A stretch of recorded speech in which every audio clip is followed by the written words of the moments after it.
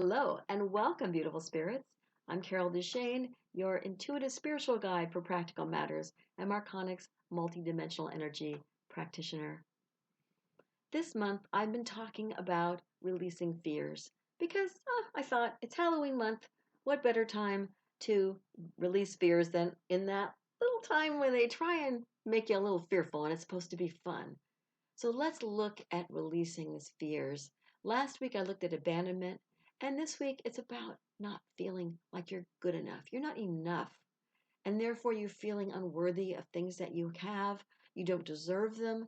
So you have this fear that, oh, things are going to get taken away because you're just not enough. You're not good enough. You're not smart enough. You're not attractive enough. There's something there. Maybe you get somebody who's really super attractive, supermodel, superhero type look, and you go, oh my God, this person is gorgeous. Oh, well, they won't want me. And so somehow you self sabotage your way through it because that fear just rears itself. Either you say stupid things, which is sort of me, you embarrass yourself, you say or do things that you go, oh my God, why did I do that? I would never say that normally. Oh my God. And you kind of self sabotage because you're nervous, you have that fear that they'll see into your being that you believe you're not good enough for them. And you don't want them to figure it out. So maybe you just kind of let them go on their own because they're going, what? Who is this person? Why are they acting like that? There's a lot about not being good enough. It also comes up in work.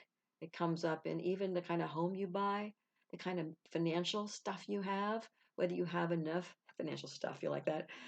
Sometimes you don't feel like you have enough money and you're always in debt. And that just may be that you don't feel you're good enough or smart enough to have more money. It can get in your way all the time. And usually, this is one of those deep, deep fears that is underlying some other ones. So it might be the actual crux of the matter, and any other fears piled on top, they're hiding it from you. So if you look at what you're lacking in your life, what isn't working, or what is constantly a pattern in your life, and you're going, yeah, every time I attract somebody, it's like they're great, they're wonderful, they're fabulous, and then they don't stay. Maybe that's the fear of abandonment from last week. But if you look at it, you can go, what is the cause of this? What's happening? And hopefully you can get down underneath any other fears piled on top of it and go, oh, that's that fear that I'm not good enough, the fear that I'm not attractive enough. And if you go for a job interview, maybe you think you're not smart enough, you don't have enough education, you have those doubts about yourself. That self confidence isn't there because of whatever reason. Because in the past, somebody said something, they called you ugly, they said, so therefore you don't think you're attractive enough. And maybe those big feet and legs and arms that you had that you were all gangly, you grew into. And now you are a beautiful person physically. But you still see yourself as that gangly person, don't really believe you're all that attractive anymore. And I know a number of people, Ashley including me, I look back at my pictures going, wow, I was really attractive. What was I thinking? After the initial ugly phase, or the not so attractive phase, perhaps I'll say, in elementary school, part of junior high school, maybe even high school, I started growing into my looks and I started looking so much better. And I was like, wow, why didn't I know that I looked so good then? And of course, that was then, and then this is now. So then there's still some I'm not good enough, or I'm not attractive enough now. So you look at your life and you go, huh, what was it that made me not have what I wanted? What fear held me back? And most of the time, it's some sort of fear that holds you back. And next week, I'm going to talk about the fear of failure because that's something that also holds us back. But the fear of not being good enough for something, that can hold us back from every part of our lives. And we just look at it and we go, huh, why is this happening to me? But make sure you look for the whys. What? Keep going under each layer until you find that real fear that's really there. The other ones might just be little ones that are like, oh, well, I just won't let myself see the real fear because that'd be too scary. Let's not look at the real fear because I'm fearful of the fear. I have this, I don't want to look at it. You're resisting having the fear, and therefore you don't even see that you've got it. So if you see it in other people, that could be a mirror saying, oh, they just don't think they're attractive enough. Or look, they don't think they're smart enough. And look at yourself when you see that, because sometimes it's a reflection of who you are. It just shows you, oh, all right, something to work on. It's not good, bad, or indifferent. But if you can embrace those fears and say, it's okay, be kind to yourself and say, okay, so I have a fear.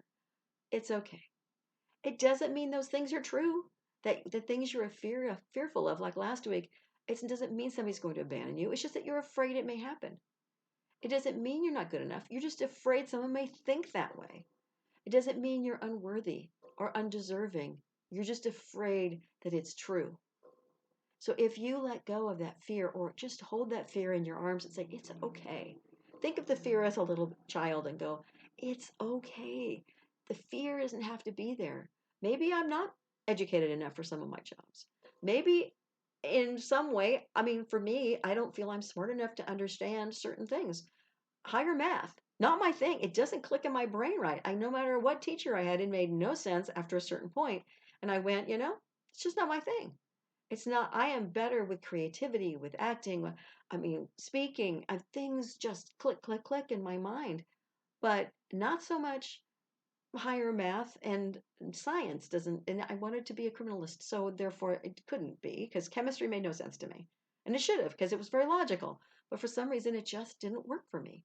So when you look at those fears, realize it's not the fear you need to be. It's the fear that's holding you back, not the thing itself, not the abandonment issue or the not being good enough issue it's the fear that you are those things. Because everybody has an issue, or maybe they're not attractive enough to be Miss America or Mr. Universe. They don't have worked out enough, or if those things still exist. But you can move beyond that. It doesn't have to be your choice to do those things. It's your choice to be who you are, and you are already enough. As I always say at the end of every podcast, at the end of every show, video, whatever, you are already enough. So that fear that you aren't is just a fear. So learn to embrace that fear, love it, massage it, say it's okay. That fear is not necessarily something you need to resist. You need to let it go, to say, I don't resist you anymore. Let me embrace you and know that it's okay to be not good enough in some areas of your life. Not maybe you think you're not deserving of something. It's okay to feel that way. But then you move beyond that and go, but I don't need to feel that way. I don't have the fear anymore, because some things aren't going to happen for me just like everybody else. Not everybody has everything they want, but it doesn't mean that you can't have more than what you have currently. If you let go of that fear that you're not worthy, that you're not good enough. If you embrace what you do want and embrace your worthiness and your deservingness, then you won't have that fear any longer. And you may need to go to a therapist or a life coach, and that's all good. But know that you can also do it on your own if you really dig deep. And sometimes it's hard to see it for yourself. So having a third party can help, especially a third party who's trained to see things. But sometimes your friends can tell you too, but you may get a little self-defensive if you go to them. So you may want to go to a third party and say, well, let me see what somebody else sees. Let me see how I can move through this so I can be a better me. Thank you so much for joining me here today. Again, my name is Carol DeChaine, and I am more than happy to be here and be your life coach should you feel the need for one. And you can find out more about me, about Marconics multidimensional energy, about my podcast that I mentioned on my website, connecttojoy.com. That's connect, the number 2, joy.com, which will be below this video. Until next week, by all means, please know that you are already enough to have a joyful, limitless life that you desire, and you can, and you have the power to release the fear that you may not be.